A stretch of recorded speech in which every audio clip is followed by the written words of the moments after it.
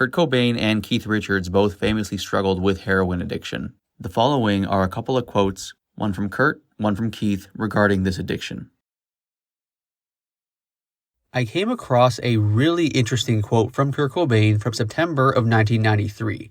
In this quote, Kurt reflects on his heroin struggles. He talks about how he loves his family and doesn't want to die from heroin, but at the same time, he also acknowledges that his struggle with heroin is an ongoing issue, and that he's actively trying to get it under control.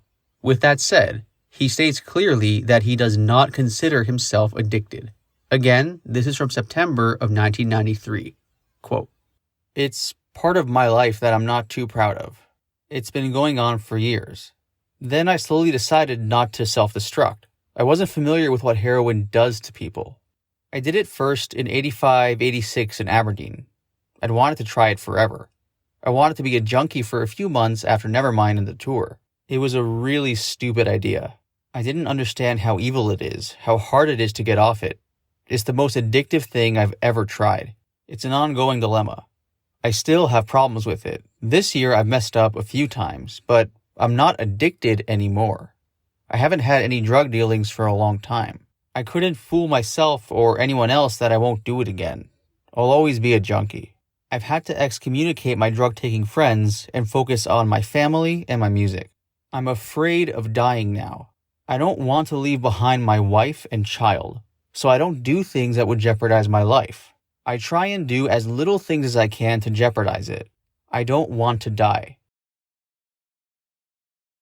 In 1977, Keith Richards was arrested for heroin in Toronto, Canada, and was prohibited from leaving the country. However, Stone's attorney Bill Carter was able to get Keith Richards' permission to go to the US in order to help Keith get off of heroin. Here's the story. The following is from Keith Richards' book, Life. Quote, "There was only one woman who could cure me, and she was called Meg Patterson, and she did a black box cure with electric vibrations. She was in Hong Kong and needed a sponsor doctor in the United States. These were the lengths Bill Carter went to, and it worked. Miraculously, his White House contacts instructed immigration to grant me a visa, and he got permission from the Canadian court for me to fly to the US. We were allowed to rent a house in Philadelphia, where Meg Patterson would treat me every day for 3 weeks. From there, after her prescribed cure, we moved to Cherry Hill, New Jersey. I was not allowed to move outside a 25-mile radius from Philadelphia, which included Cherry Hill. A deal worked out between the doctors and lawyers and the immigration department. Although I was getting clean under Meg Patterson's care, a cure imposed by the authorities lacked conviction in my heart. Meg's method was supposed to be the painless way out.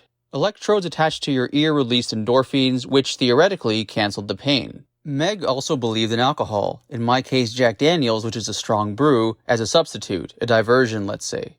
So I drank heartily under Meg's maternal guidance. I was quite interested in Patterson's method. It did certainly help, but it was still no fun. After it was finished, in a matter of 2 weeks or so, immigration announced that they'd have to monitor me for another month. I'm clean, all right, and I'm getting antsy and restless, stuck in this nice suburb. I felt like I was in jail and I just got sick of it. Meg Patterson made her report to the State Department and Immigration that I was following the medical treatment, and to cut a long story short, I got reinstated. As far as immigration was concerned, the slate was wiped clean.